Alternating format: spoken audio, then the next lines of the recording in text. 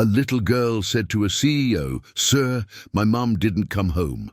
He helped her and discovered something shocking that changed their lives forever. A touching story that will move you. Subscribe, like, and comment where you're watching from. The cold wind of June sliced through Fifth Avenue like a knife, causing the few hurried pedestrians to quicken their pace toward the mirrored buildings that dominated the financial center of New York.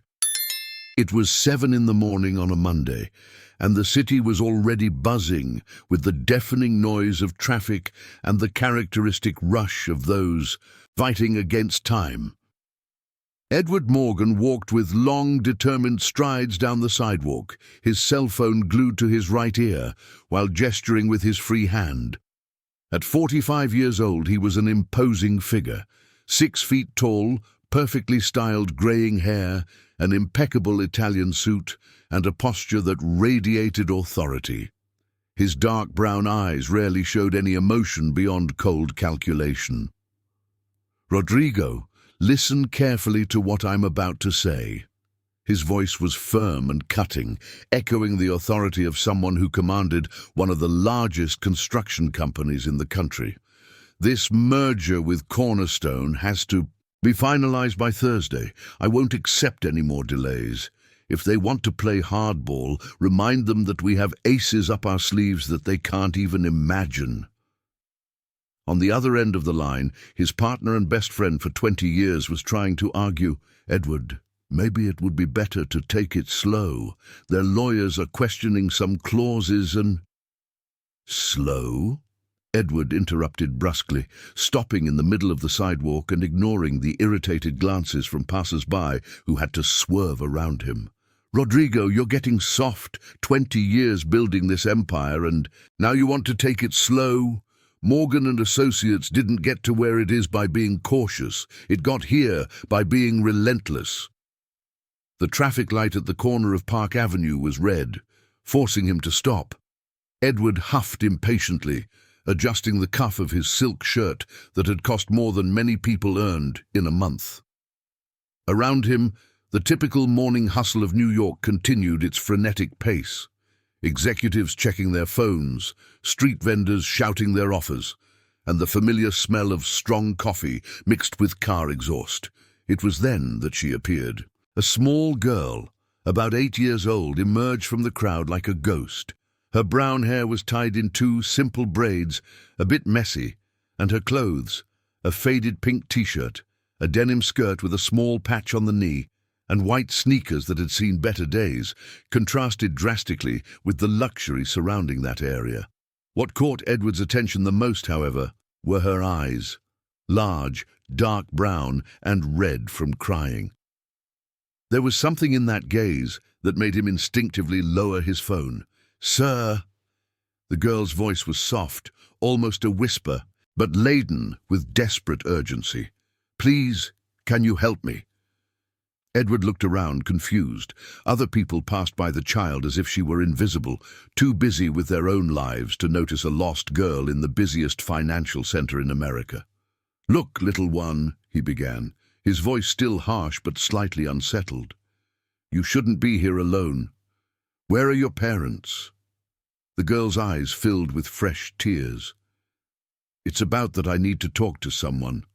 My mum didn't come home last night. She always comes back, always." The statement hit Edward like a punch to the stomach.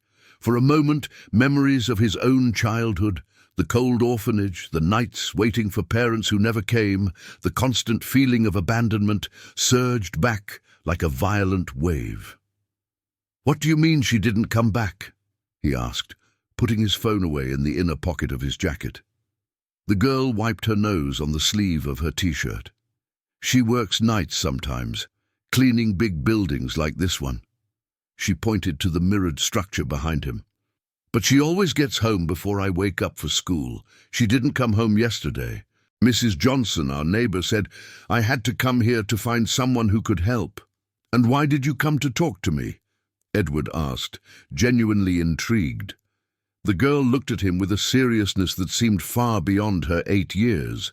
because you look like someone who solves problems, and because," she hesitated for a moment, "because my mum always says that men in nice suits who shout on the phone are the ones who run this city."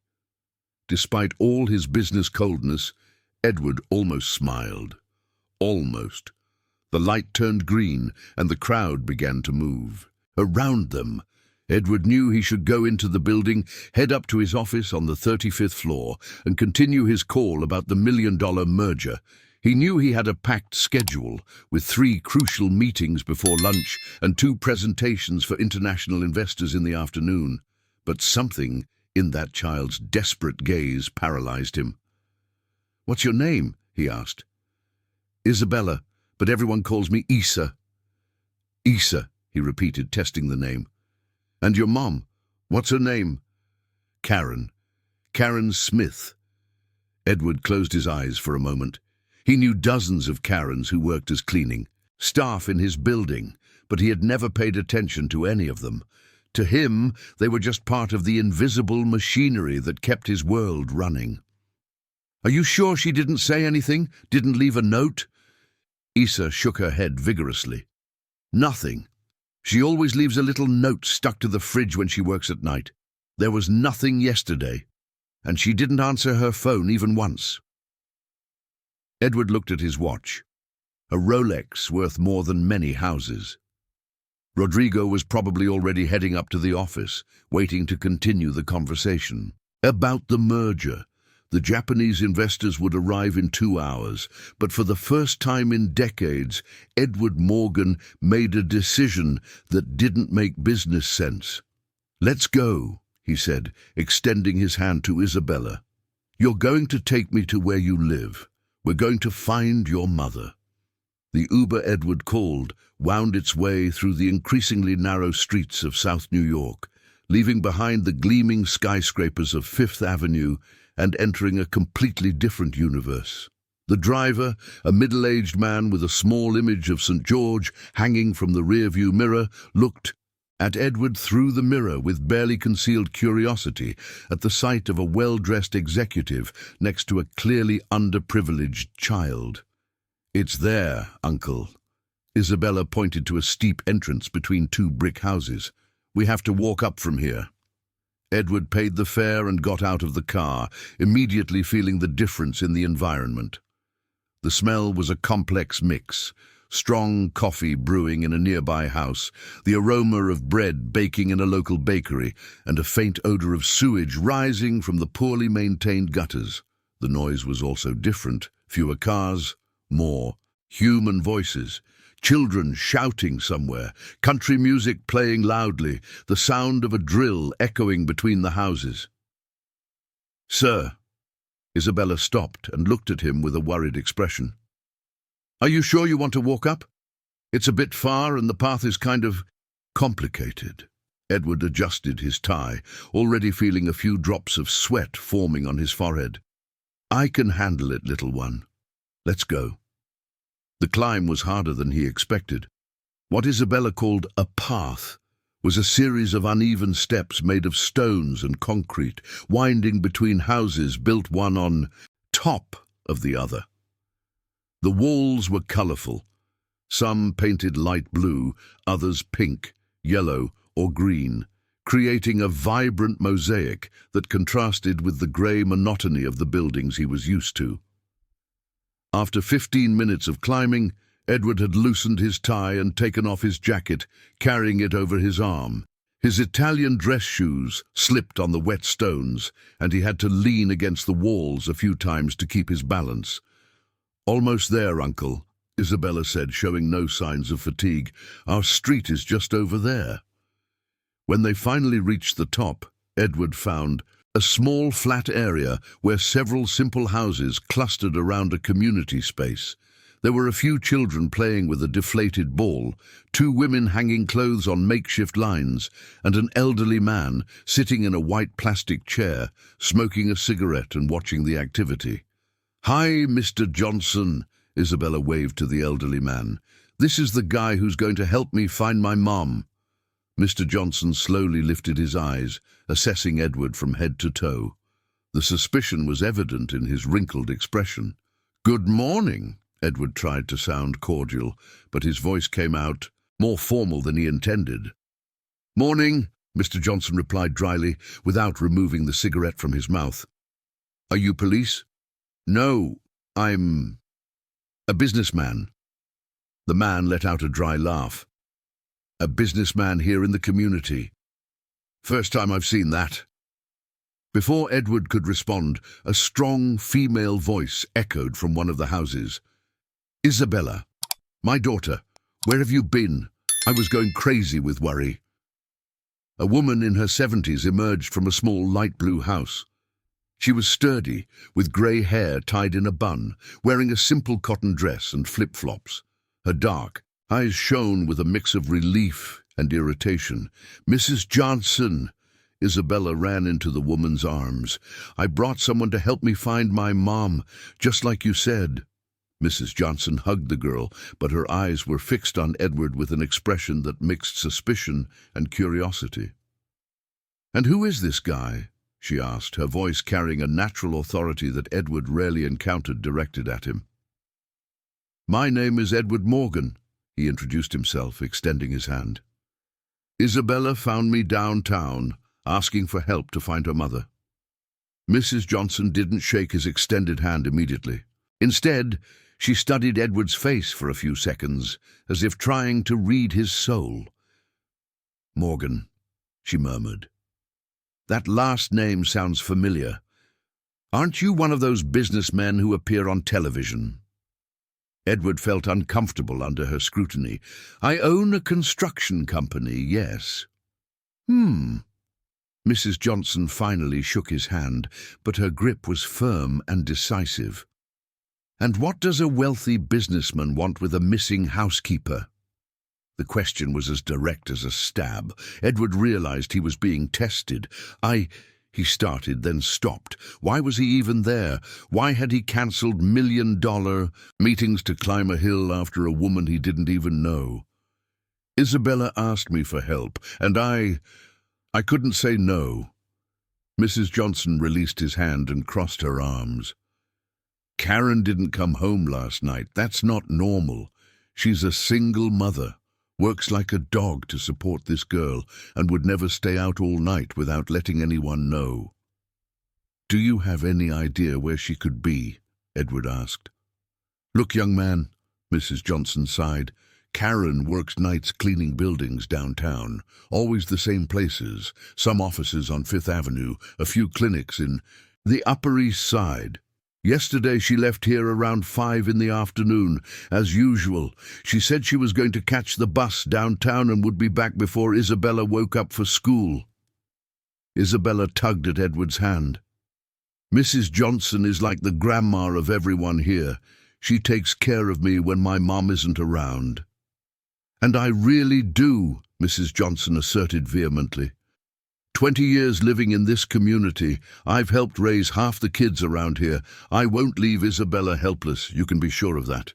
Edward looked around the small community area. The houses, though simple, were well kept. There were pots with plants. In the windows, some colourful drawings made by children were stuck to the walls, and an overall sense of organisation and mutual care that he hadn't expected to find. You said that Karen always works in the same places, Edward reflected aloud. I have contacts in the area. I can try to find out which cleaning company she works for, see if anyone knows anything. Mrs. Johnson studied him again, this time with less hostility. Why do you want to help, really? She asked. A man like you must have more important things to do. Edward looked at Isabella, who was watching him with hopeful eyes, and felt something stir in his chest, something he had buried a long time ago. Because, he said slowly, when I was her age, I also needed help, and no one showed up. For the first time since he arrived, Mrs. Johnson smiled. It was a small smile, almost imperceptible, but it was there. All right then, she said. Let's talk. Isa, go get some glasses of water for the young man. He's sweating like a horse. Edward finally smiled too, realizing he had just passed some kind of test. Mrs. Johnson's house was small but cozy, with only 3 rooms, a living room that also served as a kitchen, a tiny bedroom, and a bathroom. The walls were painted a faded light blue, decorated with framed family photographs in simple frames, and an image of the Virgin Mary next to a small wooden crucifix. The strong smell of coffee permeated the air, mixed with the aroma of powdered soap and a light fragrance of flowers coming from a vase with artificial roses on the coffee table. Edward sat in a white plastic chair next to a small round table, feeling completely out of place. His expensive clothes contrasted sharply with the simplicity of the surroundings, and he couldn't stop thinking about how many important meetings he was missing at that moment. "Here you go, Uncle." Isabella appeared with a glass of cold water. "Mrs. Johnson said you need to stay hydrated." "Thank you, Isa." Edward drank the water in big gulps, only then realizing how thirsty he was. Mrs. Johnson sat in the opposite chair, adjusting her dress and crossing her hands on the table. Her movements were precise and decisive, revealing a personality used to taking control of situations. "Well, Mr. Edward," she began, "let's talk seriously about Karen. She's a hard-working, responsible woman, never caused trouble for anyone. She has lived here for about 5 years, came from the countryside when Isabella's father died in a motorcycle accident." "How did she get the job as a cleaner?"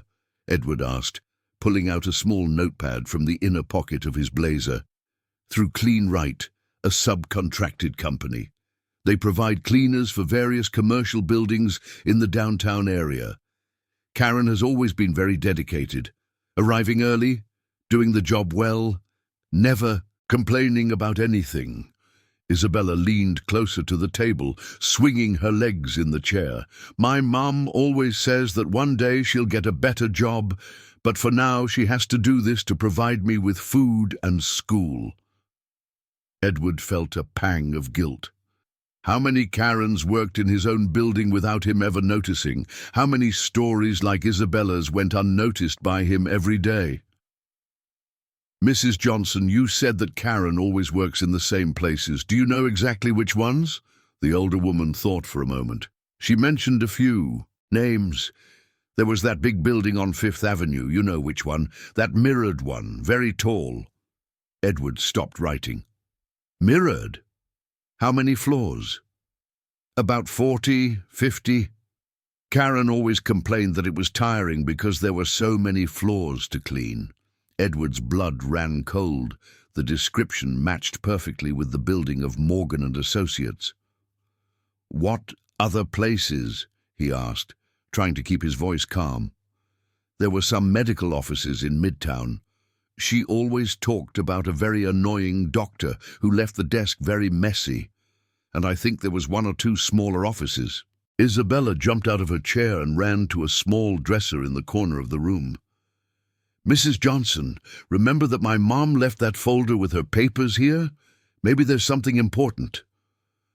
"Oh, that's right." Mrs. Johnson quickly got up. "Karen asked me to keep a folder with her work documents. She said it was important to keep it in a safe place."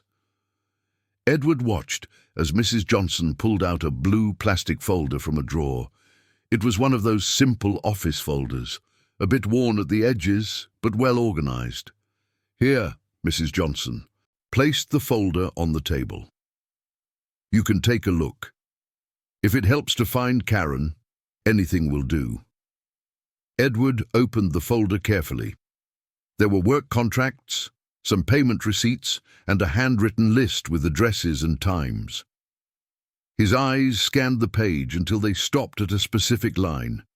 Morgan and Associates, 5th Avenue, 3064, 35th floor, Mondays and Thursdays, 8 p.m. to 4 a.m. His own office. Karen had been cleaning his office twice a week for months, maybe years, and he had never noticed her once. "Did you find anything?" Mrs. Johnson asked, noticing the tense expression on Edward's face. "Yes," he replied slowly. "Karen works in my building, on my floor." The silence that followed was heavy. Isabella looked at Edward with wide eyes. "So you know my mum, then?" Edward felt the weight of the question. How to explain to an 8-year-old that despite her mother working in the same environment as him, she was completely invisible to him? How to admit that he treated the cleaning staff like furniture? "Not exactly, Isa," he replied honestly. "Your floor is very big and I work very late. Our schedules improbably never overlapped." Mrs. Johnson was watching him closely, and Edward realized she wasn't completely buying his explanation. "Well," she finally said, "at least now we have a starting point. You can talk to the security staff in your building and see if anyone saw her leave last time." Edward nodded, already reaching for his phone to call Richard. But before he could dial, Isabella spoke up. "Uncle Edward, can I ask a question?"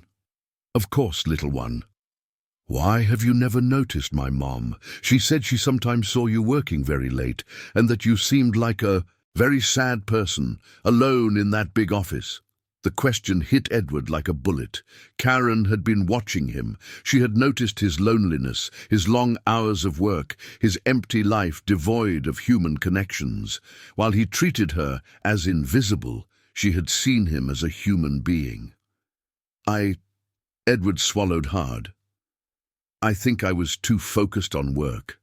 Sometimes we forget to pay attention to the people around us."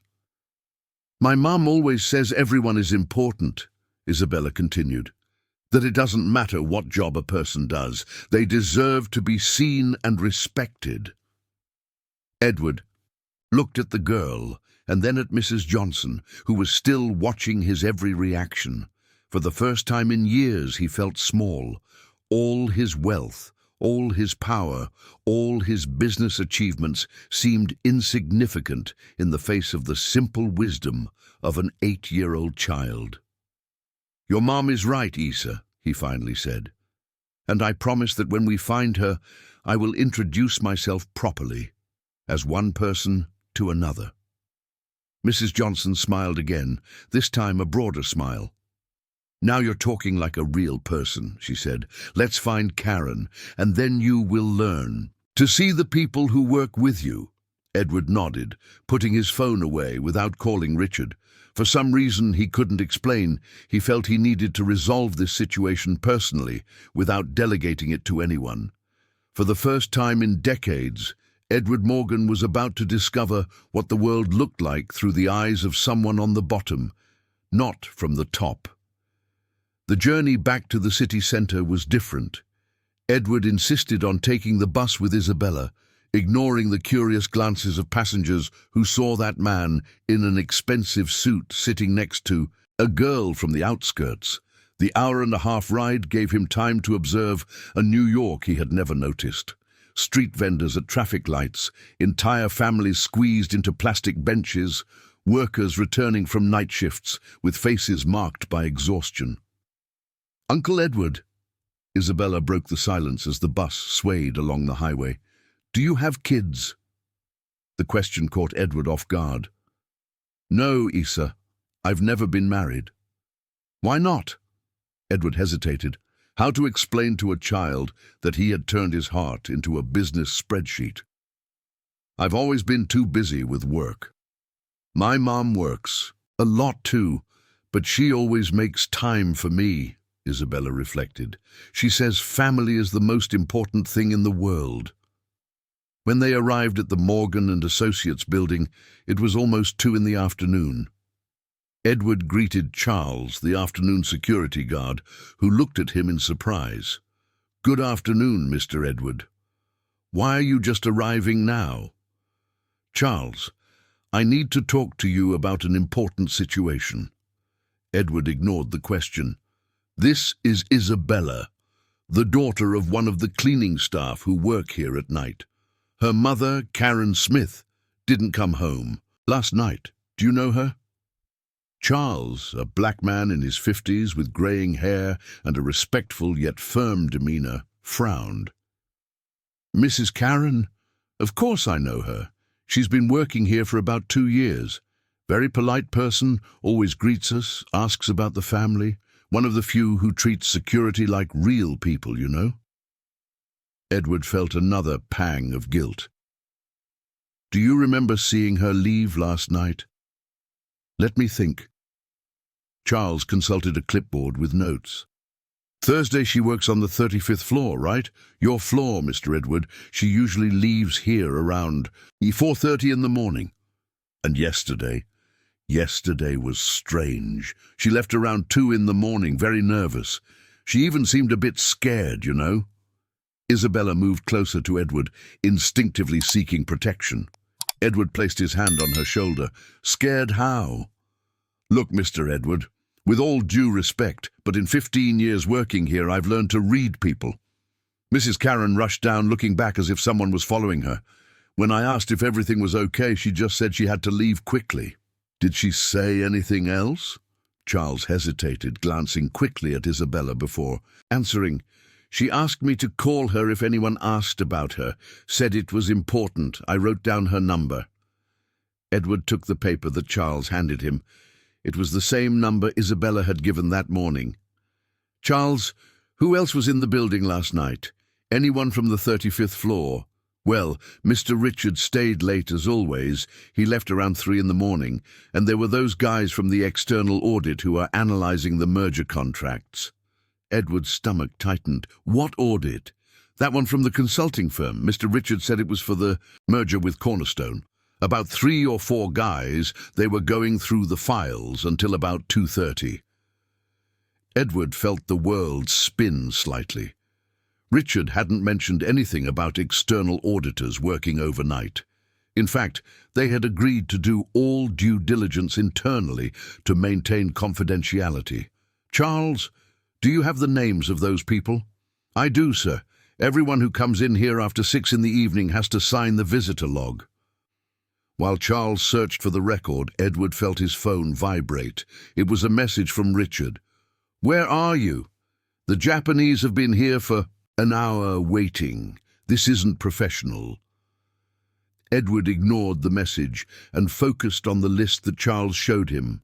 4 names he didn't recognize, from a consulting firm he had never hired. Charles, I need to go up and check on a few things. Can you stay with Isabella down here for a few minutes? Of course, Doctor.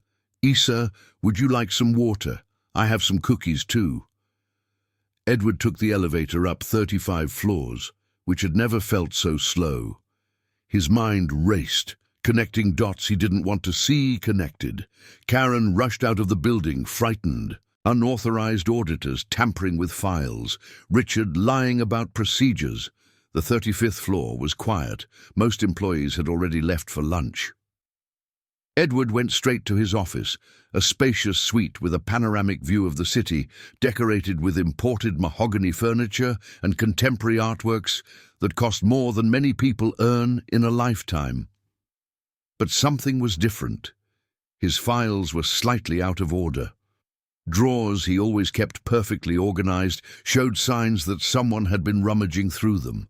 Edward opened his computer and checked the access logs. Someone had used his terminal during the night, between 2 and 2:30 in the morning. The same time, Karen had rushed out of the building. His blood ran cold when he realized which files had been accessed: contracts from Cornerstone, confidential financial reports, and, what scared him the most, documents from an internal investigation he was secretly conducting regarding irregularities in some construction contracts. The desk phone rang, startling him. "Edward?" Richard's voice sounded irritated. "Where the hell are you? I need to talk to you urgently. I'm in my office. Come up here." "I can't right now. The Japanese are furious. I had to make up that you had a family. Emergency. I need you in the conference room immediately." "Richard," Edward said slowly, "what external audit did you authorize last night?" The silence on the other end of the line was too long. "What audit?" Richard finally replied, but his voice was different. "Charles said you authorized a team of auditors to work here last night. People from a company I don't know." "Edward, you're confused. There was no audit last night. You must have misunderstood." But Edward had known Richard for 20 years. He knew when his partner was lying. "Richard, I need you to cancel the meeting with the Japanese. We have a more urgent situation to deal with." "I can't cancel. This merger is worth $200 million. And a woman's life is worth nothing," Edward exploded. "Karen Smith, one of the cleaners, disappeared last night after running out of here scared. On the same day, unauthorized people tampered with our confidential files. You will explain to me what's going on, Richard. Now." The silence that followed was deafening. Edward could hear Richard's heavy breathing through the line. "Edward," Richard finally said, his voice low and tense, "you shouldn't be getting involved in this." And at that moment, Edward knew he had stumbled upon something much bigger and more dangerous than just a missing cleaner. He had tripped over something that someone was willing to do anything to keep secret, including making Karen Smith disappear. Edward took the stairs instead of the elevator, needing time to process what he had just discovered. Each step echoed in his mind like a hammer strike, building a reality he didn't want to accept. Richard, his best friend for 2 decades, the man who had been the best man at his wedding that never happened, was involved in Karen's disappearance. When he reached the ground floor, he found Isabella sitting in the chair next to Charles's desk, drawing on a piece of paper with a borrowed pen. The drawing showed 2 figures holding hands, one large and one small, with a bright yellow sun shining above them. "It's me and my mum," Isabella explained proudly, showing her work. "Mrs. Johnson always says that when we draw good things, they really happen." Edward forced a smile, but Charles immediately noticed the tension on his face. "Did something go wrong up there, Doctor?" "Charles, I need you to help me with something very important, and I need this to stay between us for now. Can you do that?" The security guard nodded gravely. "Dr. Edward, in 15 years working here, you've always treated me with respect. If you need my help, you can count on me." Edward instinctively picked up Isabella, something he did without thinking. The girl nestled against his chest, and he felt a fierce protectiveness he had never experienced before. "Charles, I want you to get the security tapes from last night. All of them. And don't tell anyone you're doing this, especially not Dr. Richard." "Understood. Is there anything specific you want to see?" "I want to see exactly what happened on the 35th floor between 2 and 2:30 in the morning, and I want to see how Karen left the building." Isabella lifted her head from Edward's chest. "Uncle Edward, you look worried. Is my mum in danger?" Edward looked into those innocent brown eyes and made a decision that would change everything. He wasn't going to lie to her. "Isa, I think your mum saw something she shouldn't have seen. Bad people might have tried to hurt her to keep her quiet." Isabella's eyes filled with tears. "But she didn't do anything wrong. She just cleans buildings. I know, little one, and that's why we're going to find her. People who haven't done anything wrong don't deserve to be hurt." Charles returned with a tablet where the security camera footage could be accessed. "Doctor, the footage is saved for 30 days. I can pull any time you want." 2 in the morning yesterday, camera on the 35th floor. The images began to roll in black and white. For a few minutes, nothing but empty corridors and closed doors. Then, at 2:03, Karen appeared pushing a cleaning cart down the hallway. She was wearing the standard uniform, navy blue pants and a white polo shirt, and seemed to be Isabella was doing her job as usual. "There's my mum!" Isabella shouted, pointing at the screen. Edward watched closely. Karen entered Richard's office, then her own. She stayed in each for about 15 minutes. Everything seemed normal until... "Go back," Edward said. "Rewind a bit." At 2:18 p.m., Karen came out of her office carrying something in her hands, something small, which she quickly hid in the cleaning cart. "What did she take?" Isabella asked. "I don't know, but we'll find out." The images continued. At 2:22 p.m., 4 men in suits exited the elevator and walked towards the offices. One of them pointed in the direction where Karen had entered. The men split up, 2 going to Edward's office, 2 to Richard's. "Charles, can you zoom in on those men's faces?" Charles fiddled with the tablet, but the image quality wasn't good enough to identify them clearly. At 2:26 p.m., Karen appeared running down the hallway, no longer with the cleaning cart.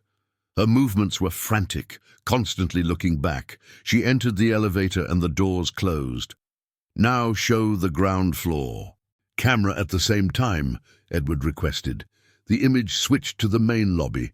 At 2:28 p.m., Karen rushed out of the elevator. She stopped at the security desk just long enough to speak with Charles, then exited through the main door as if fleeing from something.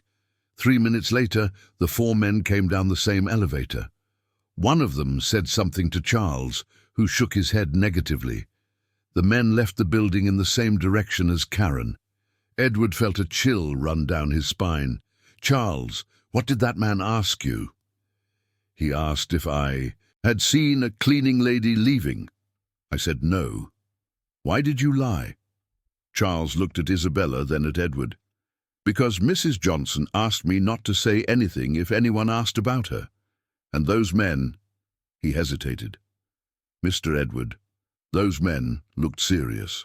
Edward grabbed his phone and called a contact he had saved years ago but never used.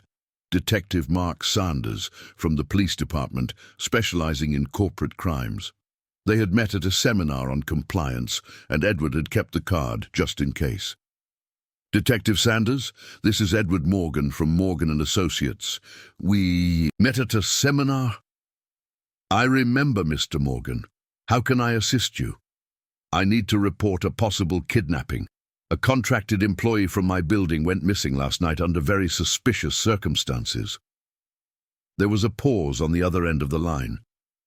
"Sir, missing person cases are usually handled by the regular precinct. Why are you calling me?" Edward looked at Isabella, who was gripping his hand tightly. "Because I think this is related to corporate crimes. Someone is trying to silence a witness." "I see. Where are you now?" "In my office." "Stay there. I'll send a patrol car to pick you up. And, sir, if it's really what you think, you may be in danger." Edward hung up and looked at Charles. "I need you to destroy those images. Delete everything from the last 2 days." "Sir, but if it's evidence—" "Charles, trust me, I'll hand everything over to the police, but first I need to ensure that certain people don't know we have this evidence." At that moment the elevator opened and Richard appeared, accompanied by 2 men in suits that Edward didn't recognize. Richard's face was pale, and his eyes showed something Edward had never seen before: fear. "Edward," Richard said, trying to smile, "we need to talk. Now." Isabella instinctively hid behind Edward, who shielded her with his body. "There's nothing to talk about, Richard. I just called the police." Richard's fake smile vanished completely. "Edward, you don't understand what you're doing. There are bigger things at stake here." "Bigger than the life of an innocent woman?" One of the men next to Richard stepped forward. "Mr. Morgan, it would be better if you came with us voluntarily. We have a lot to explain." Edward picked Isabella up again and took a step back. "Charles, call security now." But when he looked at Charles, he saw the man had his hands raised. A 3rd man had appeared from behind and was pointing something at him. Edward realized he had completely underestimated the situation. This was not just about corporate corruption. He had fallen into something much larger and more dangerous. And now he and Isabella were at the center of the web. The silence in the lobby lasted only a few seconds, but to Edward it felt like an eternity. Isabella was trembling in his arms, clinging to his neck as if her life depended on it. Charles kept his hands raised, his eyes alternating between Edward and the man threatening him from behind. "Edward," Richard said, his voice trying to sound calm but betraying his nervousness, "you're making this much more complicated than it needs to be. The girl has nothing to do with this. That's exactly why she's staying with me, Edward replied, his voice firmer than he felt. Where is Karen, Richard? One of the men in suits, tall, thin, with a small scar on his forehead, stepped forward. Mr. Morgan, Miss Karen Smith is being protected for now, but her safety and the child's depends on your cooperation. Edward felt his blood boil. Protected? You've kidnapped an innocent woman. No one has been kidnapped, Richard interrupted quickly. Karen is in a safe location because she was in danger. She saw things that very powerful people didn't want seen. What kind of things? The scarred man looked impatiently at Richard. Enough talk. Let's resolve this upstairs, away from prying eyes. At that moment, Edward heard something that saved his life, the distant sound of police sirens approaching. Detective Sanders had kept his promise quickly. The expressions of the three men changed instantly. The one pointing at Charles lowered his weapon, and the scarred man spoke quickly into his phone. Change of plans. We're leaving now. Richard looked, desperate for Edward. You don't understand what you've done. These people, they don't mess around. If the police get involved now, Karen could die. And if I don't involve the police, she stays missing, Edward retorted. The scarred man tucked something under his jacket, probably a weapon, and signaled to the others. Let's go, Richard. You know what to do. The three men headed for the emergency. Stairs, avoiding the elevators. Richard hesitated for a moment, looking at Edward with an expression that mixed desperation and regret. Edward, please, don't let the police investigate too deeply. There are things you don't understand, things that could destroy not just our company, but many other lives. What things, Richard? Talk to me. But his former partner had already followed the other men down the emergency stairs. Charles slowly lowered his hands. Dr. Edward, are you all right? And the girl? We're fine, Charles. Did you manage to record the footage they asked for? Charles smiled for the first time since it all began. I recorded everything, Doctor. I have a copy on a flash drive that they don't know exists. The sirens were now very close. Edward placed Isabella on the ground, but kept his hand on hers. Isa, are you okay? Were you scared? The girl nodded, but her voice was stronger than Edward expected. Uncle Edward, do those bad men know where my mum is? I think they do, little one, but now the police will help us find her. 5 minutes later, the lobby was filled with police officers. Detective Mark Sanders was a middle-aged man with greying hair, reading glasses hanging from his neck, and a posture that radiated competence. He listened to Edward's account attentively, asking precise questions and taking detailed notes. Dr. Edward, I'll be straightforward with you. From what you're telling me, this goes far beyond a simple kidnapping. We're talking about an organized group, with financial resources and connections that allow them to make people disappear without leaving obvious traces. What are you suggesting?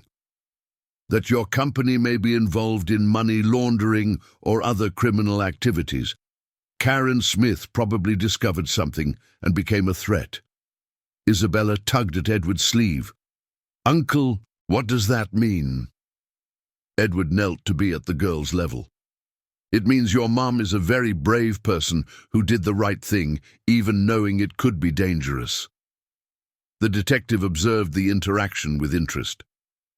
Dr. Edward, this child will need protection too, if these people are really dangerous.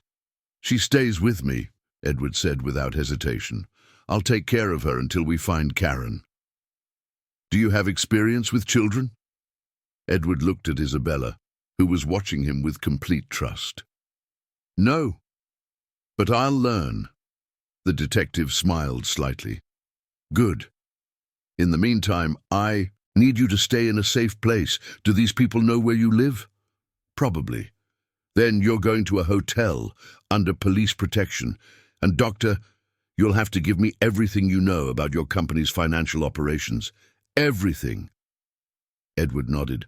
For the first time in 20 years, he didn't care about the consequences for the business. He just wanted Karen back and Isabella safe. 2 hours later, they were settled in a discreet hotel in the downtown area, with 2 plainclothes officers providing security. The room had 2 twin beds, a small table, and an old television. It was a stark contrast to the presidential suite at the Ritz-Carlton, where Edward used to stay when traveling to Miami. Isabella sat on the bed closest to the window, swinging her legs that couldn't reach the floor. "Uncle Edward, do you think my mom is hungry? She doesn't like to go too long without eating." The simple question broke Edward's heart. "Isa, we'll find your mom very soon, and when we do, we'll take her to eat the best food in the city. She really likes pizza. On Fridays when she gets paid, we always buy a small mozzarella, a pizza to share." Edward picked up the hotel phone and called room service. "I'd like a large mozzarella pizza, and soda, and ice cream, everything you have for kids." When he hung up, Isabella was smiling for the first time since the morning. "Uncle Edward, when we find my mom, do you want to have dinner with us at our house? Mrs. Johnson makes really good beans." Edward felt something stir in his chest again, that strange feeling of belonging he had felt at Mrs. Johnson's house. "Of course, Isa, it would be an honor." That night, while Isabella slept in the bed next to him, Edward stayed awake, staring at the ceiling, rethinking his entire life. An 8-year-old girl had managed in one day what 20 years of therapy and dozens of superficial relationships had not, to make him truly care about another person. And he was willing to do anything to protect her and bring her mother back. Anything. Edward woke up to Isabella gently shaking his arm. The morning sun was streaming through the hotel curtains, and for a moment he forgot where he was. Reality quickly returned when he saw the worried face of the girl. "Uncle Edward, there's a man on TV talking about you." Edward sat up quickly and looked at the TV. The morning news reporter was in front of the Morgan & Associates building with a serious expression. Businessman Edward Morgan, one of the biggest names in the construction industry, is being investigated by the police department in connection with the disappearance of a contracted employee. Sources close to the investigation suggest there may be involvement in money laundering and other criminal activities. Edward grabbed the remote and abruptly turned off the TV. Isabella was watching him with wide eyes. "Uncle Edward, are they saying bad things about you on TV? Isa, sometimes people say things that don't. It's true when they are confused or scared. But you're not a bad person, are you?" The simple, direct question hit Edward like a punch. How could he explain to an 8-year-old that he had spent 2 decades building an empire without caring who he stepped on along the way? "I'm not a bad person, Isabella, but I haven't always been a good one. Sometimes, when you grow up without family, you forget how important it is to take care of others." Isabella climbed onto his bed and sat cross-legged, as if she were ready for a serious conversation. "My mom always says that everyone can change if they really want to. She says our heart is like a little plant. If we water it with good things, it grows beautifully." Edward smiled, impressed by the girl's wisdom. "Your mom is very wise, Isabella." The phone in the room rang, interrupting their conversation. It was Detective Sanders. "Dr. Edward, we have news, good and bad. Would you like to hear the good news first or the bad?" "The good. We managed to track the car that was used to follow Karen on Thursday night. It belongs to a private security company that provides services for several construction firms in the city." "And the bad?" "We discovered that your company has been under investigation for months due to a scheme of overpricing in public works. Karen may have found evidence of this scheme." Edward felt the world spin. "What kind of evidence?" "Documents, emails, spreadsheets. Things that prove contracts were artificially inflated and the extra money was diverted to shell accounts. Detective, I swear I didn't know anything about this. I believe you, Dr. Edward, but I need you to tell me everything about your partner, Richard Morgan. Everything. Edward looked at Isabella, who was playing with a paper doll she had made from room service napkins. Detective, can I call you back in 10 minutes? I need to organize a few things here. Sure, but Doctor, there's one more thing. We intercepted a call between Richard and someone named Doctor. They were discussing solving the witness problem. I believe they are referring to Karen. Edward felt his blood run cold. Detective, are they going to kill her? We don't know, but time is running out. I need your full cooperation to find her before it's too late. After hanging up, Edward sat on the bed and put his head in his hands. 20 years of work, 20 years building a reputation, 20 years believing he was in control of everything, and he discovered he was just a puppet in Richard's hands. Uncle Edward, are you sad? Edward looked up and saw Isabella standing by the bed, holding the paper doll. There was something in the girl's posture, her head tilted, her worried expression, that strongly reminded him of someone. Isabella, can I see a picture of your mum? The girl took a small pink wallet from her backpack that she had brought from the hotel and pulled out a crumpled photo. It was Karen, smiling, with Isabella on her lap in front of a simple birthday cake. Edward studied Karen's face carefully. There was something familiar about those eyes, that shape of her face. Isabella, did your mum ever live somewhere else before New York? Oh, yes. She was born in a small town called, what was it again? Maplewood. Yes, Maplewood. She always tells stories about when she was a kid there. Edward's heart stopped for a moment. He was also from Maplewood. He had been born there in a small hospital before being abandoned at the town's orphanage. Isabella, has your mum ever talked about her family, about siblings? She always gets sad when I ask that. She says she had an older brother, but they were separated when they were little. She never saw him again. Edward's hands began to tremble. He took the photo again and looked more closely. The shape of the eyes, the determined chin, even the way Karen smiled in the photo. Isabella, what is your mom's full name? Karen Smith Johnson, but she said Johnson isn't her real family name. It's the name they gave her when she went to live with the family that raised her. Edward sat heavily on the bed.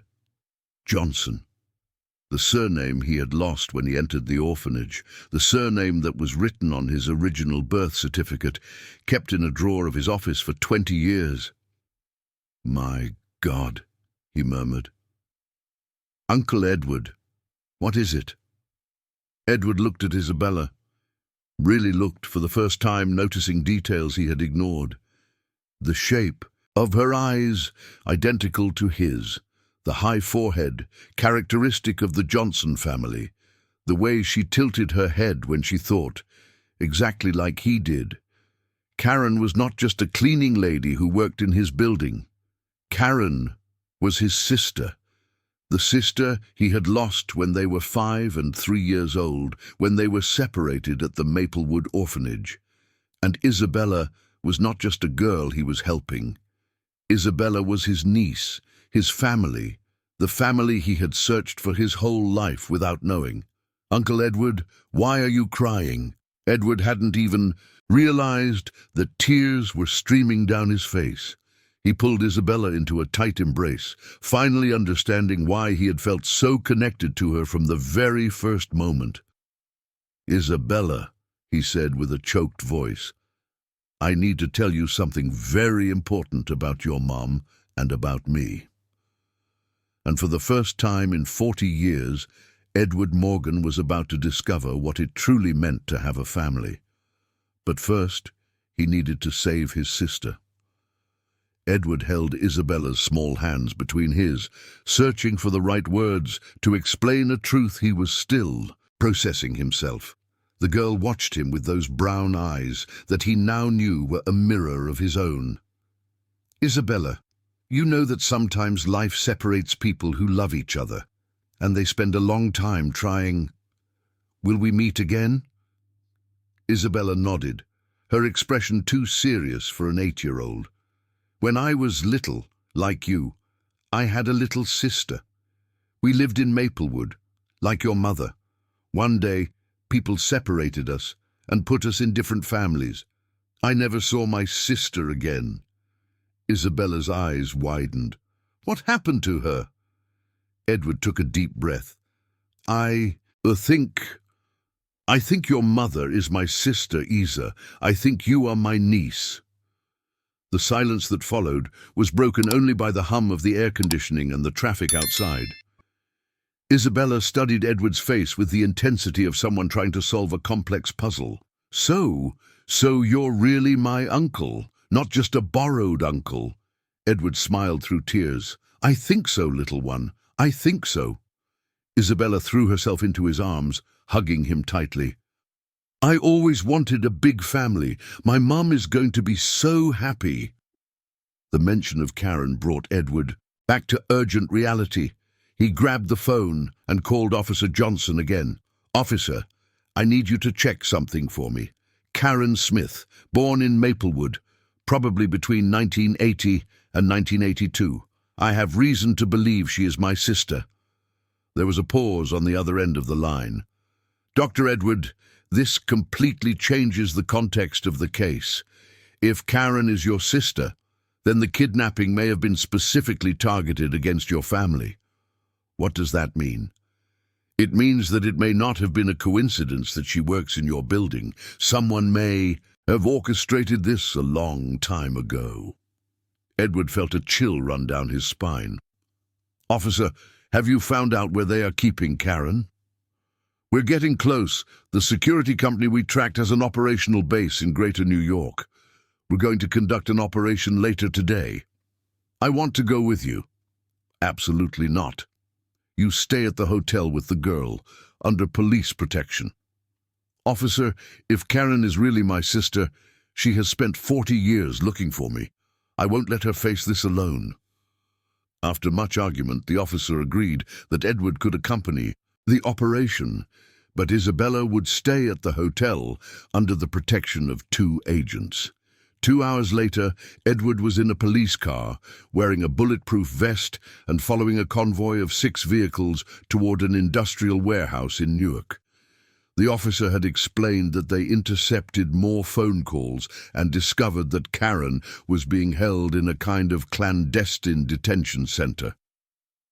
"Dr. Edward," Officer Johnson said while checking his weapon, "I want to make it very clear that you stay in the car until we signal that it is safe. These people are professionals."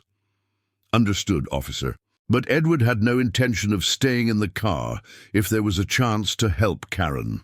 The warehouse was located in an abandoned industrial area, surrounded by other empty buildings and vacant lots overgrown with weeds. It was the kind of place where no one would hear screams or notice suspicious movements. The police vehicles stopped at a safe distance. Edward could see the warehouse, a low concrete building with few windows and a high fence around it.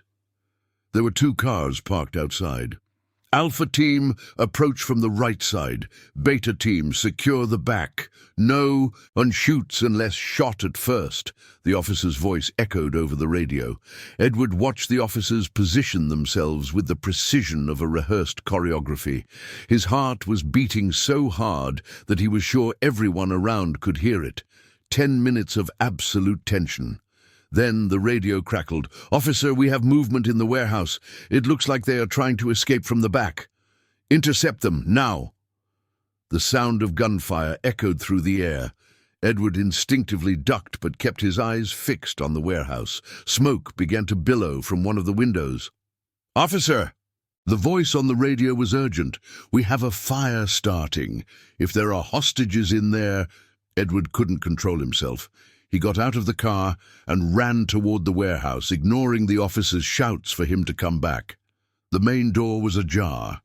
Edward entered, following the smell of smoke and the sound of desperate voices coming from the back of the building. The interior was a maze of makeshift partitions and small rooms. "Help! Is anyone there? Please, get me out of here!"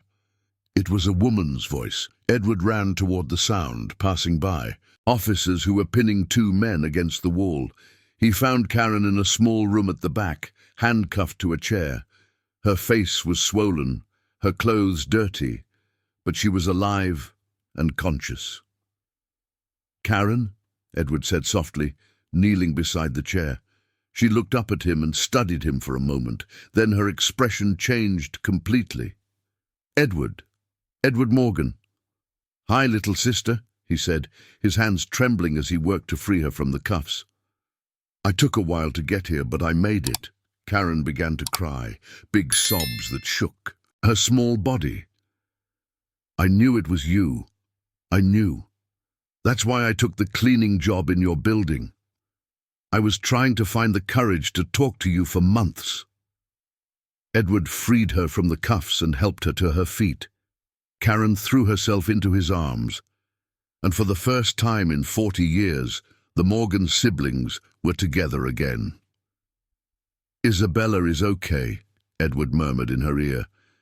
"She is safe, and she already knows I'm her uncle." Karen pulled back a little to look into his eyes. "You took care of my daughter?" "Our daughter," Edward corrected. "She is family. Our family." As they left the warehouse with the help of the police, Karen told Edward how she had discovered he was her brother through a report about his company on television. How she had gotten the job as a cleaner to try to get closer to him. How she had found documents proving corruption in the company and was discovered before she could deliver them. As authorities approached, "Edward," she said as they reached the police car, "I need to tell you something. The documents I found, they weren't about Richard. They were about you." Edward stopped walking. "What do you mean?" "Richard was using your name, your company, your reputation to conduct dirty business. You never knew anything because he forged your signature and used old powers of attorney." Edward closed his eyes. Richard wasn't just a corrupt partner. Richard had destroyed his reputation and nearly ruined his family to cover his own crimes. But that didn't matter anymore. Edward had Karen back. He had Isabella. He had a family. And now he was going to use all his wealth, all his influence, all his power to protect the two most important people in his life. The war was just beginning. The return to the hotel was a mix of relief and tension. Karen was free, but the injuries on her face and the way she flinched at every noise revealed the trauma of the last 48 hours. Edward held her by the arm, offering physical and emotional support, while Officer Johnson coordinated the operation through the radio. When they reached the hotel room, Isabella was sitting on the bed watching cartoons, but her face lit up the moment she saw Karen walk through the door. "Mommy!" The girl threw herself into Karen's arms, who hugged her as if she would never let go. Edward watched the reunion with a lump in his throat, finally understanding what he had lost by spending his whole life focused only on work and money. "My daughter, my girl," Karen murmured, kissing Isabella's face repeatedly. "Mommy is here now. It's all right. Mommy, Uncle Edward is our real relative. He is your brother that you always looked for." Karen looked over Isabella's head at Edward, her eyes filling with tears again. "I know, my love. Uncle Edward told me. Now we have a complete family." Officer Johnson cleared his throat discreetly. "I'm sorry to interrupt the moment, but we need to discuss the next steps. Dr. Edward, Richard Taylor, and 3 associates were arrested in the operation, but there are others involved who are still at large." Edward sat in the hotel room's armchair, pulling a chair for Karen. "Officer, my sister said the documents she found prove that Richard was using my name for illegal business. I need to understand the extent of the problem." Karen took Edward's hand, still a bit shaky. "Edward, what I discovered is much worse than you imagine. Richard wasn't just embezzling money from some contracts. He created an entire network using your company as a front. Explain it to me. For months, cleaning the offices at night, I saw documents left on desks, overheard phone conversations that Richard had when he thought he was alone. He was selling insider information about public bids, inflating costs for materials in social projects, and even— Karen hesitated, looking at Isabella. Edward understood. "Isa, how about you go take a shower and put on clean clothes? Mommy and I need to talk about adult things," Isabella pouted. "But I want to stay with you." "And you will, my princess," Karen said, stroking her daughter's hair. "Forever. But now we need to sort out some boring things first." After Isabella went into the bathroom, Karen continued.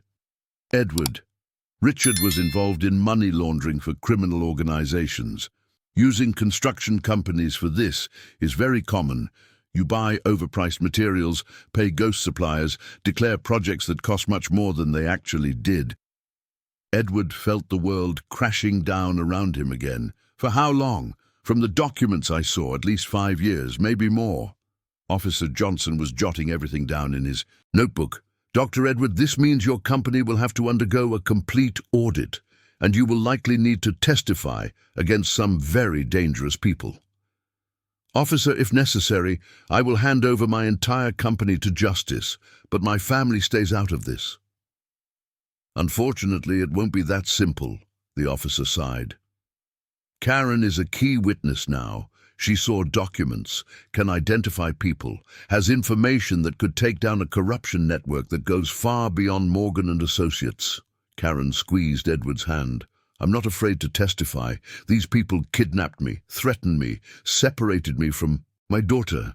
I want them to pay for this." "But sister," Edward said, "you don't understand the danger." "No," Karen interrupted him firmly. "You don't understand. I spent 40 years looking for you. When I finally found you, I discovered that you were being used by people who care about nothing but money. People who destroy families, who exploit the poor, who turn dreams into nightmares." Karen stood up and went to the window, watching the street below. "Edward, do you know what the saddest thing I saw during those months cleaning your office was? Seeing my own brother alone. In that huge room every night, working until dawn, with no one to go home to. You built an empire, but you had no one to share it with." Edward felt the tears returning. "I didn't know how to have a family, Karen. When they separated us, I decided I would never depend on anyone again. And look where that got you. You almost lost everything to someone you considered your best friend." Isabella came out of the bathroom dressed in clean clothes, her hair still damp. "Are you done talking about adult stuff? Because I'm hungry and I want us to have dinner together, like a real family." Edward looked at his niece, then at Karen, then at Officer Johnson. "Officer, here's what I'm going to do. I will fully cooperate with the investigation. I will hand over all the documents I have, I will testify against whoever is necessary, and I will use all my resources to help justice. But in return, I want full protection for Karen and Isabella." "Dr. Edward, I can't—" "Then I guarantee," Edward interrupted him, "I will hire the best private security in the country. I will move Karen and Isabella to a safe place. And if necessary, I will move as well." Karen came closer to Edward. "Brother, you don't have to do this for us." "It's not for you," Edward said, pulling Karen and Isabella into a hug. "It's for me. I spent 40 years building things. Now I want to spend the rest of my life taking care of the people I love." Isabella looked up at the two adults embracing her. "Does that mean we're going to live together now, like a real family?" Edward and Karen exchanged glances over the top of the girl's head. "If your mother wants to," Edward said. "I have a house too big for just one person." Karen smiled for the first time since everything had started. "Edward Morgan, are you asking me to live with you?" "I'm asking my sister and my niece to let me be part of your family." "Yes!" Isabella shouted, jumping in place. "It's going to be like in the soap operas that Mrs. Johnson watches." And for the first time in decades, Edward Morgan knew exactly what he wanted from life. It was no longer money, power, or recognition. It was simply to be home with his family. But before he could have that, he needed to take down Richard and the entire network of corruption that had turned his company into a tool for crime. The final war was about to begin. 6 months later, Edward was on the porch of his new home in a gated community in Greater New York, watching Isabella play in the yard with a mixed-breed dog they had adopted 3 weeks earlier.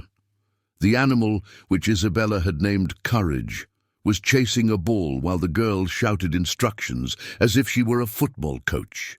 The house was smaller than his former mansion in the city, but it had something the other never had: life. Drawings by Isabella stuck to the refrigerator, the strong smell of coffee that Karen brewed every morning, sandals scattered across the living room, and that constant sound of conversation and laughter that transforms a building into a home. "What are you thinking about?" Karen appeared by his side, extending a steaming cup of coffee. "About how life can completely change in just a few months," Edward replied, accepting the coffee. "A year ago I woke up alone in an empty house, only worried about spreadsheets and meetings." Karen leaned against the porch railing beside him. Her injuries had healed, but she still wore her hair a bit longer to hide a small scar on her forehead. "And do you regret it?" Edward laughed. "Regret losing my company. Regret having my reputation destroyed in the newspapers. Regret having to sell half of what I own to pay settlements and lawyers." "Yes, all of that." Edward looked at Karen, then at Isabella, who was now trying to teach Courage to shake hands. "Karen, I traded $1 billion company for a family. It was the best deal of my life. The legal process had been long and painful. Richard and his associates were sentenced to over 15 years in prison for forming a criminal organization, money laundering, and kidnapping. Morgan and Associates was dissolved, its assets sold to pay debts and compensation to the victims of the corruption schemes. Edward came out of the process with about 20% of his previous fortune, which was still enough to live comfortably for the rest of his life. But more importantly, he emerged with a clear conscience and a reunited family. "Uncle Edward," Isabella shouted from the yard, "Courage learned a new trick. Want to see?" "Of course, Princess." Edward went down to the yard, where Isabella had set up small obstacles made from chairs and brooms. Courage jumped over them with the agility of a circus dog, clearly proud of his skills. "See? I told you he was smart," Isabella said, petting the animal. "Mrs. Johnson always said everyone has a talent. They just need someone to believe in them." The mention of Mrs. Johnson brought a smile to Edward's face. She had become a sort of adopted grandmother for all of them, visiting the new house at least twice a week and always bringing some homemade treat. "Isa," Edward sat on the grass beside her, "can I ask you a question?" "Sure, Uncle. Do you miss the house in the community, your old life?" Isabella stopped playing with Courage and looked at him seriously. "Sometimes. I like playing in the street with the other kids, and I miss the noise of people talking from their windows." Edward felt a pang of guilt. "Do you want to go back there?" "No," Isabella said quickly. "Here is better because we have a complete family. But Uncle Edward, can I ask something?" "Always." "Why can't we help the other families there, the kids who still don't have uncles or aunts to take care of them?" The question hit Edward like it always did when Isabella showed her natural wisdom. An 8-year-old girl had identified exactly what he had been feeling for weeks, a growing need to use his remaining resources for something bigger than his own family. "What kind of help are you thinking about, Princess?" "I don't know. Maybe we could build a better school, or a place where mothers could leave their kids while they work. Mrs. Johnson always complains that there aren't enough daycare centers in the area." Edward looked at Karen, who had come closer and heard the whole conversation. "What do you think, sister?" Karen smiled. "I think our daughter inherited the family talent for big ideas." "Our daughter," Edward repeated, savouring the words. After months of legal paperwork, he had officially adopted Isabella as his daughter, but also as his niece. Karen had insisted that he should have legal rights as a father, since he was taking on all the responsibilities of raising her. "So it's decided," Edward said, standing up and wiping in the land of hands. "Let's start a foundation. It will be called the Johnson Foundation." "Johnson?" Karen asked. "Our real last name, the name we carried when we were children, before we were separated." That night, after Isabella fell asleep, Edward and Karen sat in the living room to plan for the future. The television was softly playing, showing the evening news. The scandal of Morgan and Associates had left the headlines months ago, replaced by other tragedies and scandals. "Edward," Karen said, absent-mindedly stirring a cup of tea, "do you remember how we were as kids, before they separated? Us?" Edward closed his eyes, trying to recall memories from 40 years ago. "I remember you always shared everything with me. If you had a candy, you would split it in half. If you found a pretty flower, you would save it to give to me. And you always protected me from the bigger boys who tried to take our toys." "Some things never change," Edward smiled. "I'm still trying to protect you." Karen got up from the sofa and went to a small shelf where she kept some photos. She returned with a shoebox that Edward had never seen before. "I've kept something all these years," she said, opening the box. "I never knew if it would be useful, but I couldn't throw it away." Inside the box was a small, worn leather bracelet with 2 names hand-engraved, Edward and Karen. "Our father made this for us on the last Christmas we spent together," Karen explained. "He said that as long as we wore it, we would never forget each other." Edward took the bracelet with trembling hands. The letters were faded, the leather was dry, but the names were still legible. "You kept this for 40 years?" "I did. Even when people said I should forget the past and move on, I knew that one day we would find each other again." Edward put the bracelet on his wrist. It was too small now, but he didn't mind. "Karen, promise me one thing." "What?" "We will never be separated again. No matter what happens, no matter what problems arise, we are family, and family stays together." Karen extended her pinky, just like they used to when they were children. Edward intertwined his with hers. "I promise, brother, forever." Outside, Courage barked softly at some noise in the street. Inside the house, Isabella mumbled something incomprehensible in her sleep. In the kitchen, the refrigerator hummed softly, filled with enough food for a family's breakfast. Edward Morgan had lost an empire, but gained the world, and for the first time in 45 years, he was truly home.